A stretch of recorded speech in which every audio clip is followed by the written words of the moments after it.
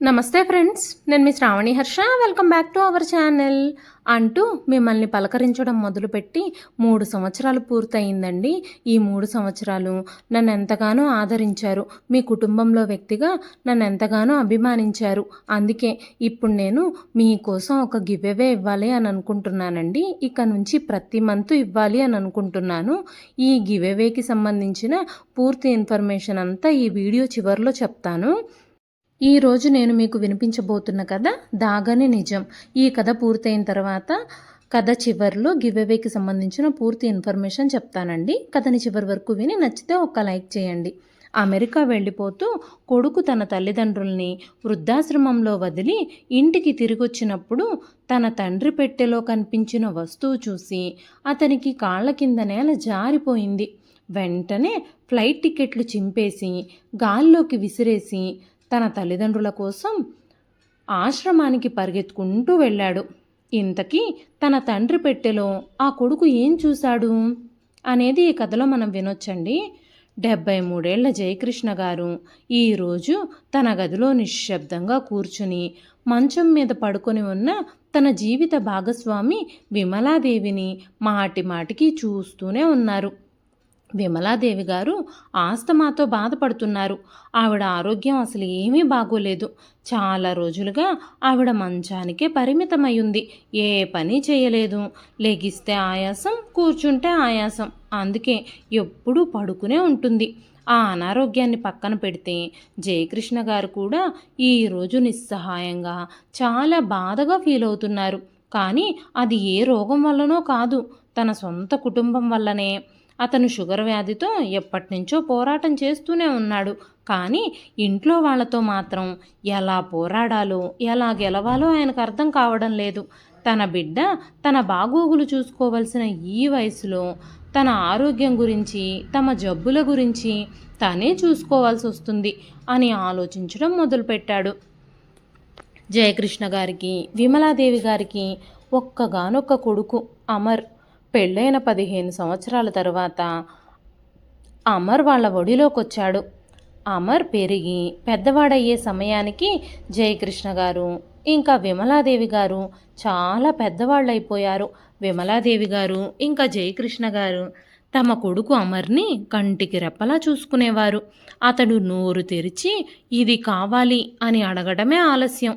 అతని కోరికని ఆనందంగా నెరవేర్చేవారు. అమర్ మొదటి నుంచి చాలా బాగా చదివేవాడు, చాలా బాగా తెలివైనవాడు కూడా. విమలాదేవి గారు కూడా కొడుకు చదువు కోసం పగలు రాత్రి అంకితం చేసింది. అమర్ గురించి ఆవిడ పెద్ద పెద్ద కలలు కంది. అమర్ చదువుకుంటున్నంతసేపు ఎన్ని పనులున్నా సరే వదిలిపెట్టేసి ఎంత రాత్రి అయిపోయినా సరే పక్కనే కూర్చునేది. జయకృష్ణ గారు కూడా కొడుకు పెద్దయ్యాక కూడా అతని చదువుకు ఎలాంటి ఇబ్బంది కలగనివ్వలేదు. అమర్ పై చదువుల కోసం విదేశాలకు వెళ్ళాలి అని అనుకున్నాడు. జయకృష్ణ గారు, విమలాదేవి గారు కొడుకు కోరిక నెరవేర్చడానికి వాళ్ళ ఊళ్ళో ఉన్న పొలాన్ని, ఇంటిని కూడా అమ్మేసి అద్దె ఇంట్లో నివసించడం ప్రారంభించారు.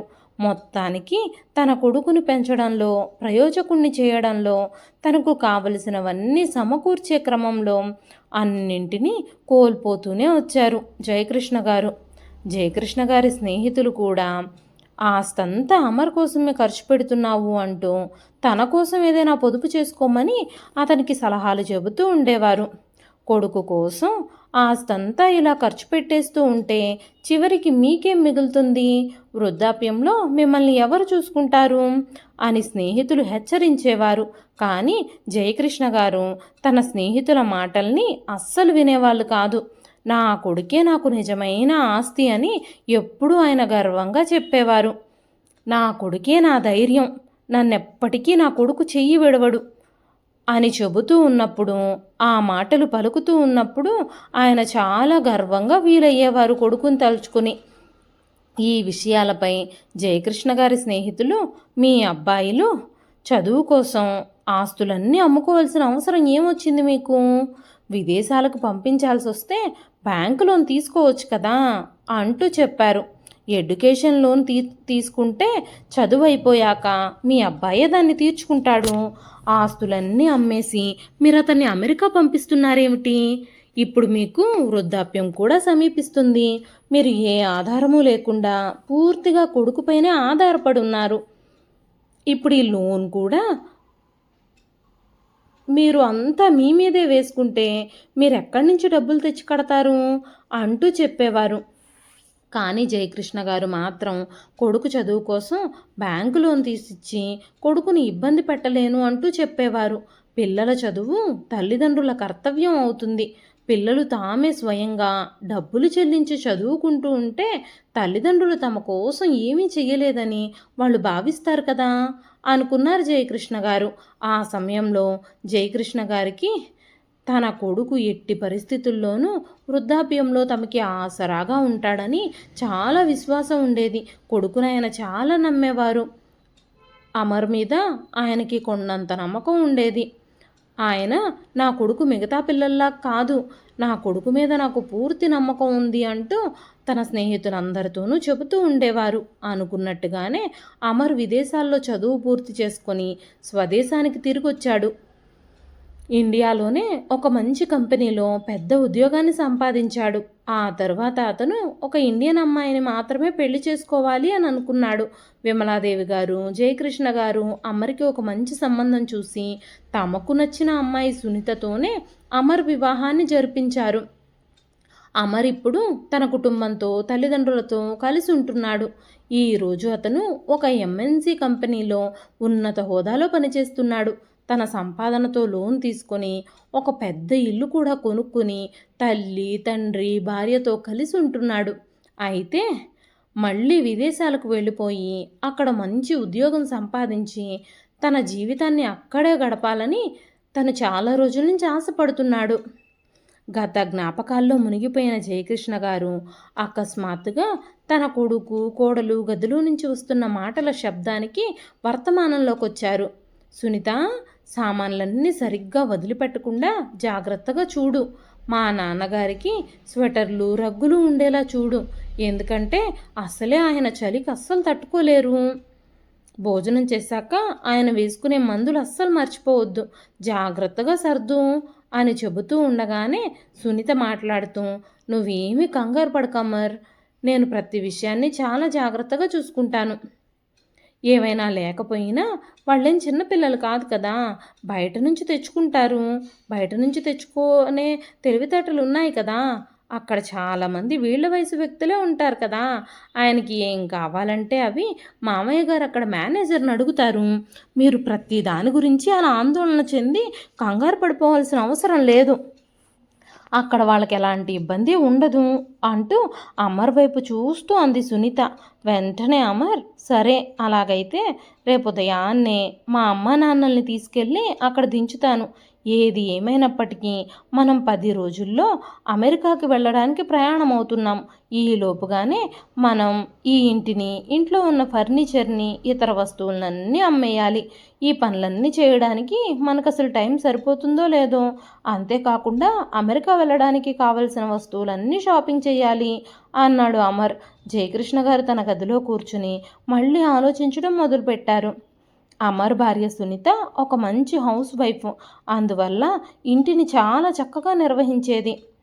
అమర్ పెళ్ళయ్యేసరికి విమలాదేవి గారి వయసు పెరగడంతో ఆవిడ ఆరోగ్యం అస్సలు బాగుండేది కాదు.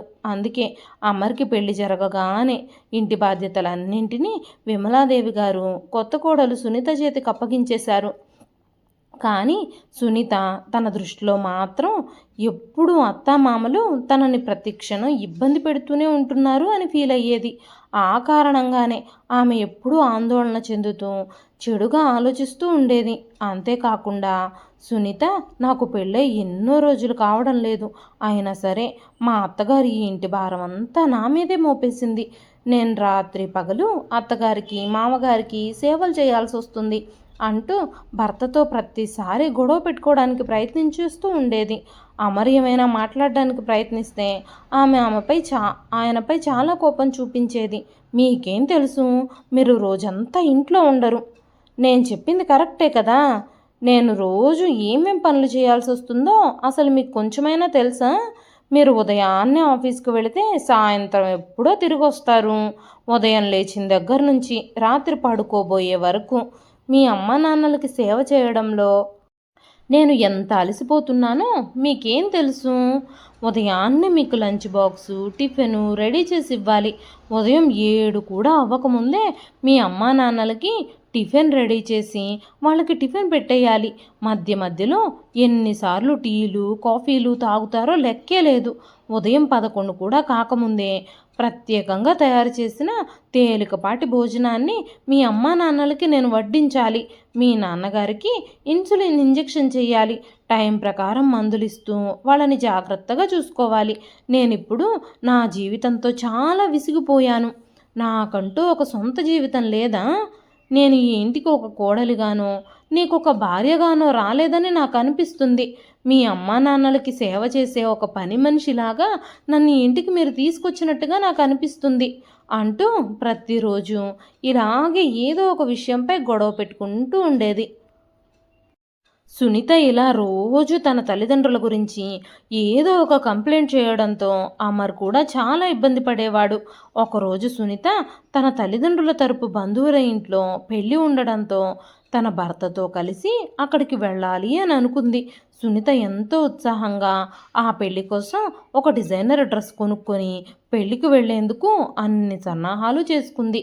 అయితే పెళ్లి రోజు రెడీ అవ్వడానికి బ్యూటీ పార్లర్కి వెళ్ళాలి అని అనుకున్నప్పుడు అమర్, సునీత ముందుగా అమ్మ నాన్నలకి వంట చేసేసి వాళ్ళకి భోజనం పెట్టి మందులు కూడా ఇచ్చేసి నువ్వు ఎక్కడికైనా వెళ్ళు అంటూ చెప్పాడు.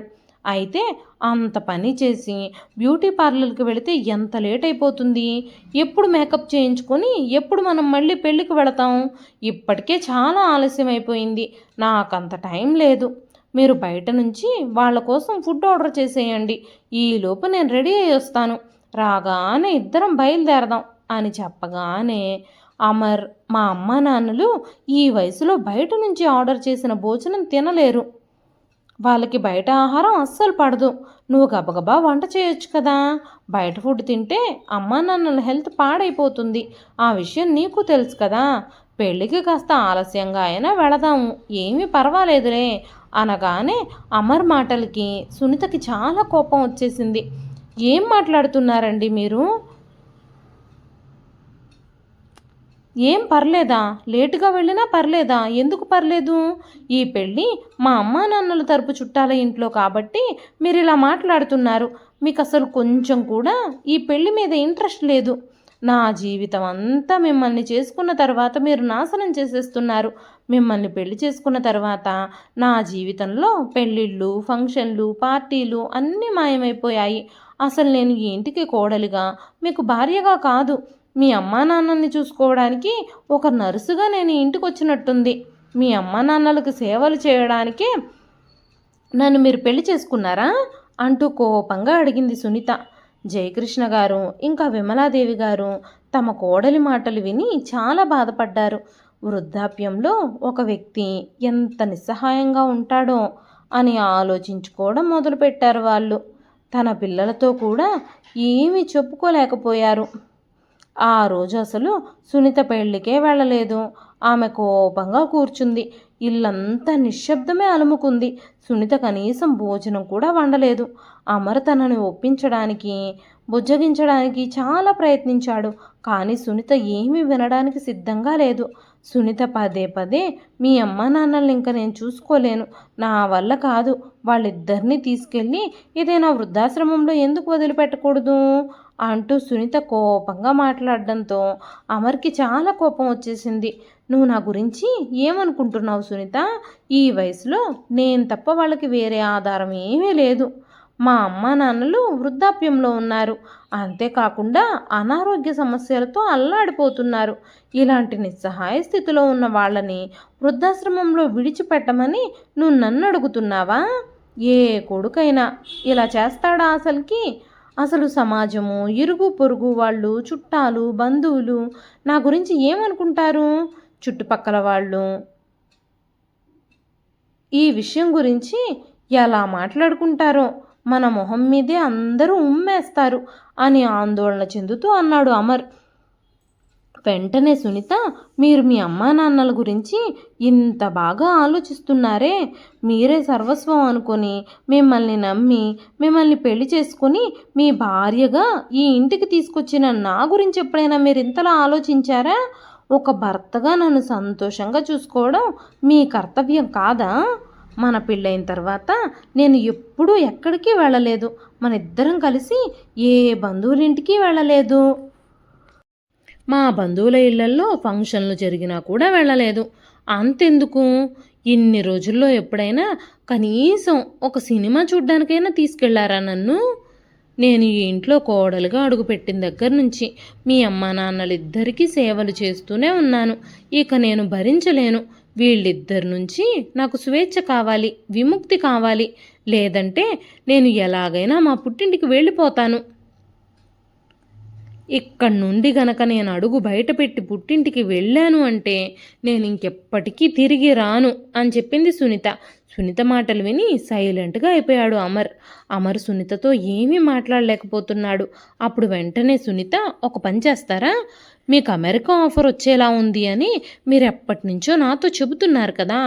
ఒకవేళ ఆఫీస్లో మీకు గనక అమెరికా ఆఫర్ గనక వస్తే దాన్ని యాక్సెప్ట్ చేయండి.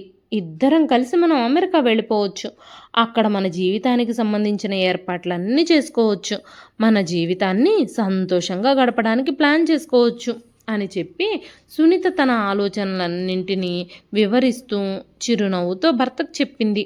మరుసటి రోజు ఎప్పట్లాగానే అమర్ ఆఫీస్కి వెళ్ళాడు.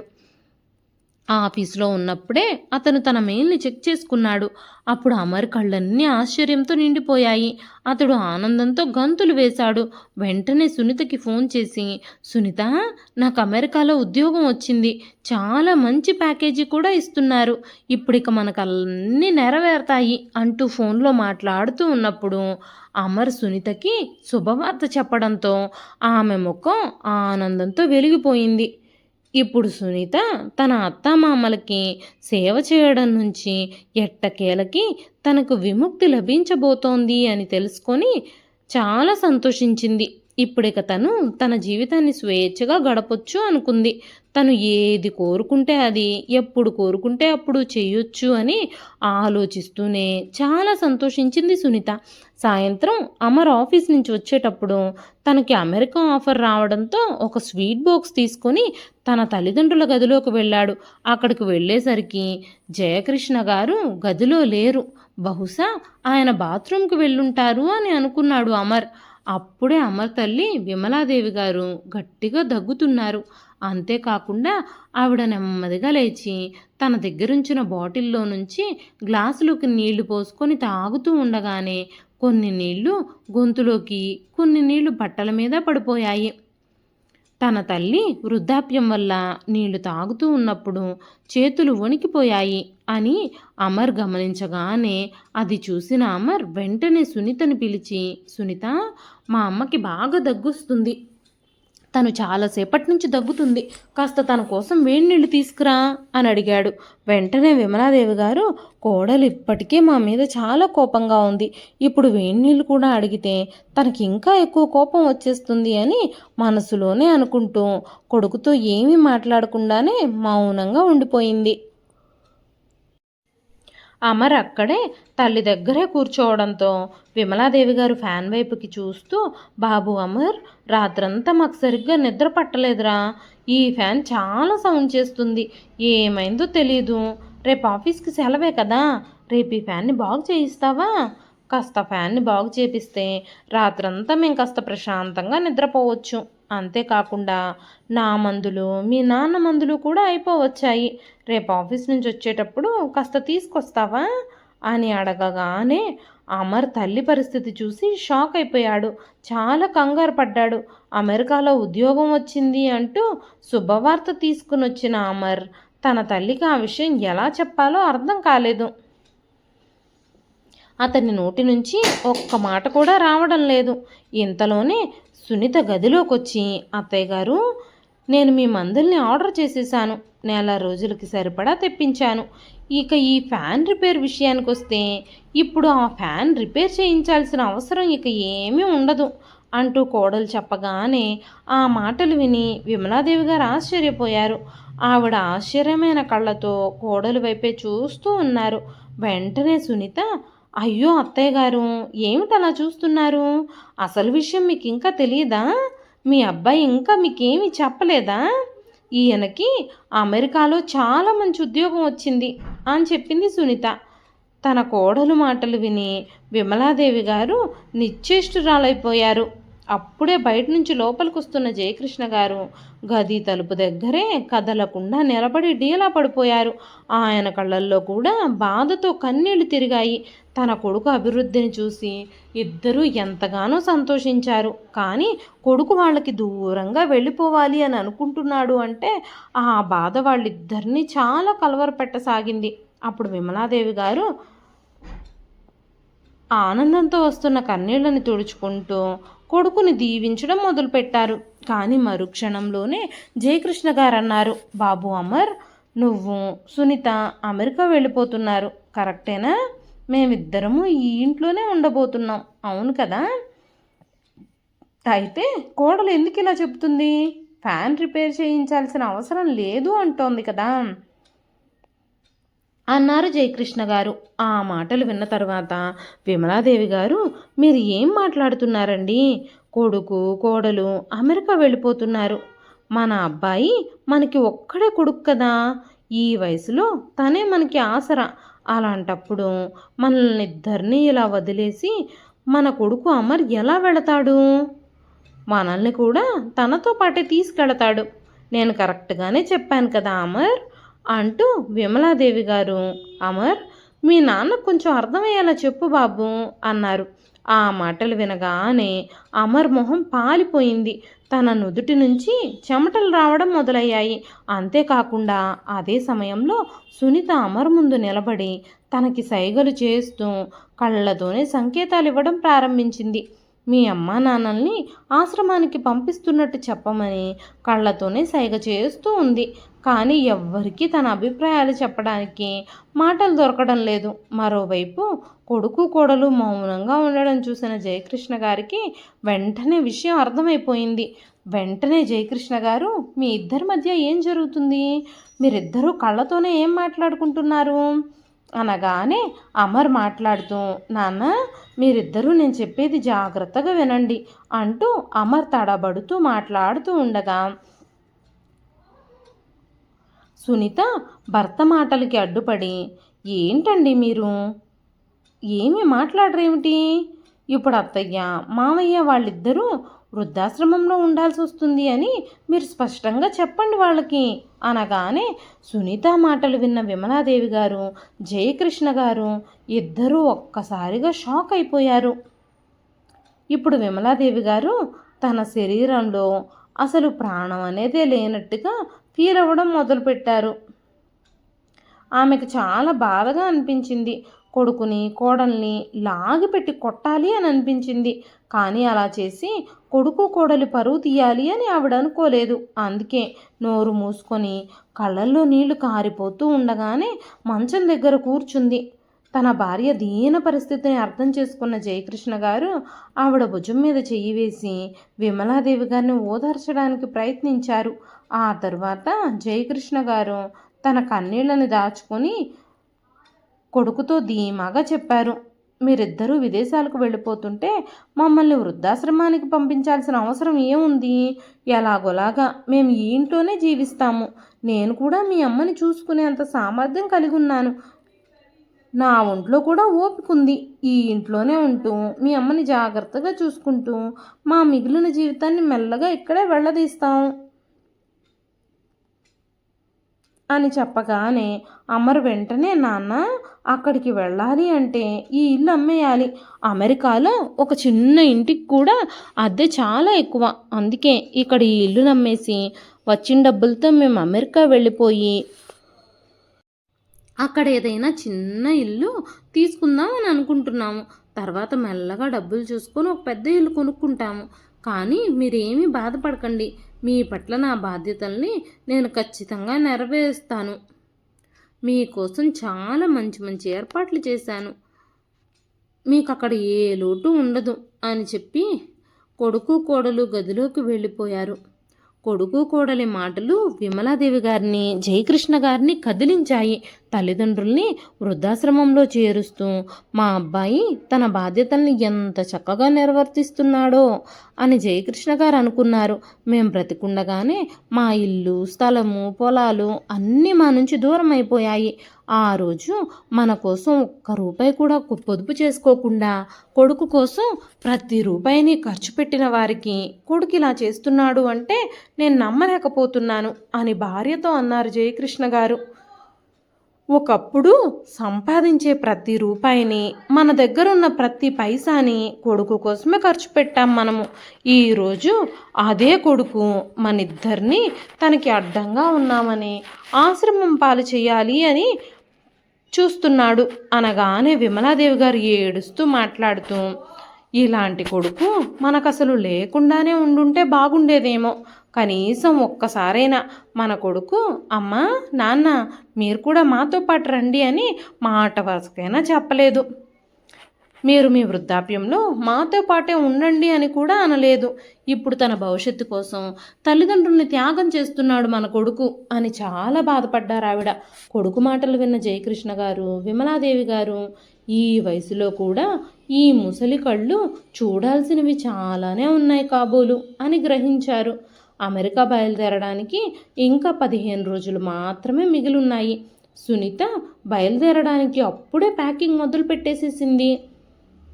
ఇంట్లో సామాన్లన్నీ సర్దుతూ సునీత విమలాదేవి గారితో, ఇంట్లో మీ ఇష్టం వచ్చిన సామాన్లన్నీ కొని ఇల్లంతా ఎంత చెత్త చేసేసారో అనగానే విమలాదేవి గారు, అమ్మ సునీత ఇది చెత్త కాదు, నా ఇంటి కోసం నేను కొనుక్కున్న వస్తువులు ఇవి. ఈ వస్తువుల్ని నేను చాలా ఇష్టంగా కొని దాచిపెట్టాను. ఈ వస్తువులతో నాకు చాలా జ్ఞాపకాలు ఉన్నాయి. కానీ ఈరోజు ఈ విషయాలు ఏవి మీకు అవసరం లేదు అన్నారు విమలాదేవి గారు. అత్తయ్య గారు మీరెన్ని చెప్పినా వీటన్నింటినీ మేము అమ్మేయబోతున్నాము. ఎందుకంటే వీటితో మనకి ఇంకెలాంటి అవసరమూ లేదు. ఇవి మాకెందుకు పనికిరావు అని చెబుతూనే సునీత ఆ పాత వస్తువులన్నింటినీ ఒక మూలన పడేయడం ప్రారంభించింది. అమర్ కూడా ఆ ఇంటిని అమ్మడానికి చాలా ప్రయత్నాలు చేస్తున్నాడు. 2 రోజుల్లోనే ఇల్లు కొనడానికి ఒక మంచి పార్టీ దొరికింది. వెంటనే అమర్ తన తల్లిని, తండ్రిని వృద్ధాశ్రమానికి పంపించడానికి పూర్తి సన్నాహాలు చేసేశాడు. సునీత తన అత్తామామల వస్తువులన్నీ సర్దుతుంది. వెళ్ళేటప్పుడు విమలాదేవి గారు ఇంకా జయకృష్ణ గారు బాధతో ఆ ఇంటి వైపుకు చూశారు. మరోవైపు జయకృష్ణ గారు ఆలోచించడం ప్రారంభించారు. తల్లిదండ్రుల గురించి ఒక్క క్షణం కూడా ఆలోచించని కొడుకు నా కొడుకు. తను అలాంటి వాడని నేను అస్సలు ఇప్పటి వరకు ఊహించనే లేదు. నేను ఇప్పటి వరకు నా కొడుకు కోసం ఎన్నో చేశాను. అయినా సరే వృద్ధాప్యంలో మనిషి నిరుపయోగంగా మారిపోతాడు కాబోలు అనుకున్నారు జయకృష్ణ గారు. తను స్వయంగా ఏ పని చెయ్యలేనప్పుడు, ఎలాంటి డబ్బు సంపాదించలేనప్పుడు ఎక్కడికైనా ఏ విధంగానైనా విసిరేయబడతారు. అది ఆ ఇంటి ఖాళీ మూలలైనా, స్టోర్ రూమ్లైనా, వృద్ధాశ్రమాలైనా, నడి రోడ్డైనా, గుడైనా కావచ్చు అని మనసులోనే అనుకున్నారు జయకృష్ణ గారు. ఆశ్రమానికి వెళుతున్న విమలాదేవి గారు కారులో కూర్చుని తన భర్త ముడతలు పడిపోయిన మొహంలోకి చూస్తూ ఉండిపోయింది. విమలాదేవి గారు ఏమీ మాట్లాడకముందే ఆవిడ మనసులో జరుగుతున్న కల్లోలం, తన బాధ జయకృష్ణ గారు పూర్తిగా వినగలిగారు. ఇంతలోనే తన ఆలోచనల నుంచి బయటకొచ్చి గొంతు పెగుల్చుకొని అమర్ని పిలిచారు. వెంటనే అమర్, నాన్న మనం కాసేపట్లో ఆశ్రమానికి చేరుకోబోతున్నాము. అక్కడ మీకు ఎలాంటి ఇబ్బంది ఉండదు. మీ వయసు వాళ్ళతో మీకు కాలక్షేపం బాగా జరుగుతుంది అని చెప్పాడు అమర్. వెంటనే జయకృష్ణ గారు, విమలాదేవి గారు తమ హృదయాల్లో ఉన్న బాధని, తమ నిస్సహాయతని ఒక మూలకి దాచేసుకున్నారు. కొడుకు కోడలు ఇద్దరూ కలిసి తమరిద్దరిని ఆశ్రమానికి పంపించేశారు. తిరిగి ఇంటికి వచ్చిన తర్వాత అమర్ ఆ ఇంటిని అమ్మడానికి ఇంటి డాక్యుమెంట్స్ అన్నీ తీయడం మొదలుపెట్టాడు. అప్పుడే తన తండ్రి గదిలో నుంచి సునీత గట్టిగా పిలిచింది, వెంటనే అమర్ తన తండ్రి గదిలోకి వెళ్ళాడు. అప్పుడు సునీత, మీ నాన్నగారి గదిలో ఈ ట్రంకు పెట్టుంది. మీ అమ్మ తన పాత వస్తువులకు కూడా తాళం వేసి జాగ్రత్తగా దాచిపెడుతుంది. ఒకసారి ఈ తాళాన్ని పగలగొట్టి ఇందులో ఏమున్నాయో చూడండి అంది సునీత. వెంటనే అమర్ తాళం పగలగొట్టాడు. ఆ పెట్టెలో చాలా సామాన్లున్నాయి. అవన్నీ అమర్కి సంబంధించినవే. వాటిని కొనడానికి తన తండ్రి ఎన్నిసార్లు ఓవర్ టైం పనిచేశాడో కూడా అతనికి తెలియదు. అవన్నీ చూడగానే అమర్ కళ్ళల్లో నీళ్లు తిరిగాయి. అయినా ధైర్యం చేసుకుని వణుకుతున్న చేతులతో ఆ పెట్టెలో నుంచి ఆ వస్తువులన్నీ బయటకు తీసి ఎదురుగా పెట్టడం మొదలుపెట్టాడు. అమర్ తన చిన్నతనంలో గీసిన బొమ్మ ఒకటి కనిపించింది ఎదురుగా. అతను తల్లి తండ్రి చెయ్యి పట్టుకొని నడుస్తున్న చిత్రం గుర్తు చేసుకోవడం మొదలుపెట్టాడు. ఈ బొమ్మ గీస్తూ ఉన్నప్పుడు తన తల్లిదండ్రుల చేతుల్ని జీవితాంతం ఇలాగే పట్టుకుంటాను అని తను వాగ్దానం చేశాడు. ఈరోజు ఆ వాగ్దానాన్ని పూర్తిగా గంగలో కలిపేశాడు అమర్. ఆ అవమాన భారంతో అమర్కి తను భూమిలోకి కూరుకుపోతున్నట్టుగా అనిపించింది. ఇంకా ఆ పెట్టెలోకి చూస్తూ ఉన్నప్పుడే అందులో ఒక కవర్ కనిపించింది. ఆ కవర్లో ఏవో పేపర్లున్నాయి. వాటిని తెరిచి చూస్తూనే ఉండిపోయాడు అమర్. ఆ కవర్ ఓపెన్ చేసి అందులో ఉన్న పేపర్లు చదవగానే అమర్ కాళ్ళ కింద నేల జారిపోతున్నట్టుగా అనిపించింది. తన మదిలో చిన్ననాటి దృశ్యాలన్నీ కనిపించడం ప్రారంభించాయి. తన మెడ నరాలన్నీ పగిలిపోతాయేమో అన్నంత బాధగా అనిపించింది. వెంటనే సునీత, అయ్యో ఏం జరిగిందండి? మీరెందుకు ఇలా అయిపోతున్నారు? ఎందుకింత కంగారు పడుతున్నారు? మీరెందుకు అసలు ఏమీ మాట్లాడడం లేదు? షాక్ తిన్నట్టుగా అలా నిలబడిపోయారేమిటి అంటూ అడుగుతూ ఉంది. సునీత భర్త ముఖంలో వింత వింత భావాలు చూసి ఆశ్చర్యపోయింది. అమర్కి ఏమీ వినపడ్డం లేదు. తను ఏమీ మాట్లాడడం లేదు. వెంటనే సునీత ఆ కాగితాలని అమర్ చేతిలో నుంచి తీసుకుంది. ఉత్సాహంతో ఆ పేపర్లలో ఏముందో అని చదవడం మొదలుపెట్టింది. కానీ ఆ పేపర్లో ఉన్న విషయం చదువుతూ ఉన్నప్పుడు తన చేతులు కాళ్ళు వణకడం మొదలుపెట్టాయి. తన మెదడు మొద్దుబారిపోయింది. జయకృష్ణ గారు ఇంకా విమలాదేవి గారు 25 సంవత్సరాల క్రితం అమర్ని అనాథాశ్రమం నుంచి దత్తత తీసుకున్నారు అని ఆ పేపర్లలో రాసుంది. ఆ పేపర్లు చదివిన సునీత ఆశ్చర్యానికి అవధులు లేకుండా పోయాయి. అప్పుడు అమర్ పెద్దగా అరుస్తూ ఏడుస్తూ, నేనేం నేరం చేశాను? నా పాపాలకి ప్రాయశ్చిత్తమే లేదు అంటూ గట్టిగా అరిచాడు. నా సంతోషాలు, కోరికలు, కలలు అన్నీ తీర్చడానికి తమ జీవితంలోని సంతోషాలన్నింటినీ పక్కకు నెట్టేశారు నా తల్లిదండ్రులు. కానీ నేను నా జీవితంలో ఈ దశలో వాళ్ళని ఆశ్రమంలో విడిచిపెట్టేశాను. నన్ను కంటికి రెప్పలా చూసుకున్న నా తల్లిదండ్రుల్ని నేను కంటికి రెప్పలా చూసుకోలేకపోతున్నాను అంటూ అమర్ ఏడుస్తూ తన ఫ్లైట్ టికెట్స్ తీసేసి ముక్కలు ముక్కలుగా చించేశాడు. తర్వాత తను ప్రాపర్టీ డీలర్కి ఫోన్ చేసి ఇల్లు అమ్మడం లేదని తన అగ్రిమెంట్ రద్దు చేసుకోవాలని కోరాడు. ఇక ఇంటిని అమ్మకూడదని డిసైడ్ అయ్యాడు అమర్. సునీత వెంటనే లేచి నిలబడింది. ఆమె చాలా ఆశ్చర్యంగా అమర్ చెప్పేది వింటూ ఉంది. అప్పుడు అమర్ సునీత దగ్గరకొచ్చి, మా అమ్మా నాన్నలతో కలిసి ఉండడం నీకు ఇష్టం లేకపోతే నువ్వు ఇప్పుడే ఎక్కడికైనా వెళ్ళిపోవచ్చు. నేను మా అమ్మా నాన్నల్ని తిరిగి మన ఇంటికి తీసుకురాబోతున్నాను. నేను అమెరికా కూడా వెళ్ళాలి అని అనుకోవడం లేదు. ఇక్కడే ఈ ఉద్యోగంలోనే కంటిన్యూ అవుతాను అంటూ అమర్ కార్ స్టార్ట్ చేసి మళ్ళీ ఆశ్రమం వైపుగా వెళ్ళాడు. సునీత కూడా కన్నీళ్లతో అతని వైపే చూస్తూ ఉండిపోయింది. ఇదండి ఈరోజు కథ. ఈ కథ మీకు ఎలా అనిపించింది? కథ నచ్చితే ఒక లైక్ చేయండి. ఈ కథ పైన మీ విలువైన స్పందనని కామెంట్ రూపంలో మాకు తెలియజేయండి. మరెన్నో ఇలాంటి ఇంట్రెస్టింగ్ కథల కోసం మన ఛానల్ని సబ్స్క్రైబ్ చేసుకోండి. మరొక మంచి కథతో రేపు మళ్ళీ కలుస్తానండి. ముందు వీడియోలో స్టార్టింగ్లో చెప్పినట్టుగా గివేవేకి సంబంధించిన ఇన్ఫర్మేషన్ ఇక్కడ ఇస్తానన్నాను కదా. మన ఛానల్ని ఎక్కువగా ఆదరిస్తున్న వాళ్ళంతా 50+ ఏజ్ గ్రూప్ ఉన్న వాళ్ళే అండి. ఆ విషయం అనలిటిక్స్ చూస్తే తెలుస్తుంది నాకు. ఇంకా అందుకని చెప్పి వాళ్ళకి యూజ్ అయ్యే ప్రొడక్ట్స్ ఏమన్నా నేను గివేవేలో ఇవ్వాలి అని అనుకుంటున్నాను. మీరైతే ఈ గివ్అవేకి రూల్స్ కానీ ఎలాంటివి ఏమీ లేవండి. మీరు మన ఛానల్ని ఎప్పటి నుంచి ఆదరిస్తున్నారు, మన ఛానల్లో మీకు అత్యంత నచ్చిన కథ ఏమిటో, అంతేకాకుండా మన ఛానల్ గురించి మీ అభిప్రాయాన్ని చక్కగా కామెంట్ రూపంలో రాయండి. మీరు రాసిన కామెంట్లను బట్టి నేను ఒక 5గురిని సెలెక్ట్ చేసి నెక్స్ట్ వీడియోలో ఎవరెవరిని సెలెక్ట్ చేశాను అనేది ఇన్ఫర్మేషన్ ఇస్తానండి. ఆ వీడియోలోనే నా వాట్సాప్ నెంబర్ ఇస్తాను. మీరు నాకు అడ్రస్లు పంపిద్దురు కానీ నేను గివ్అవేకి ఏమి ఇవ్వాలనుకుంటున్నానో కూడా నెక్స్ట్ వీడియోలో చెప్తానండి. అంతేకాకుండా మీకేమైనా సలహాలుంటే గివ్అవేకి ఇది ఇవ్వచ్చు, ఇలా ఇవ్వచ్చు అని చెప్పి మాకు కామెంట్ రూపంలో తెలియజేయండి. నన్ను ఎంతగానో ఆదరిస్తున్న ప్రతి ఒక్కరికి మనస్ఫూర్తిగా హృదయపూర్వకంగా కృతజ్ఞతలు తెలియజేస్తున్నానండి. మీ ఇంట్లో మనిషిగా నన్ను ఇన్ని రోజులు ఆదరించారు. ఇంక మీదట కూడా మీ సపోర్ట్ నాకు ఇలాగే ఉండాలని నేను కోరుకుంటున్నానండి. ఖచ్చితంగా మీ అభిప్రాయాన్ని కామెంట్ చేసి చెప్పండి.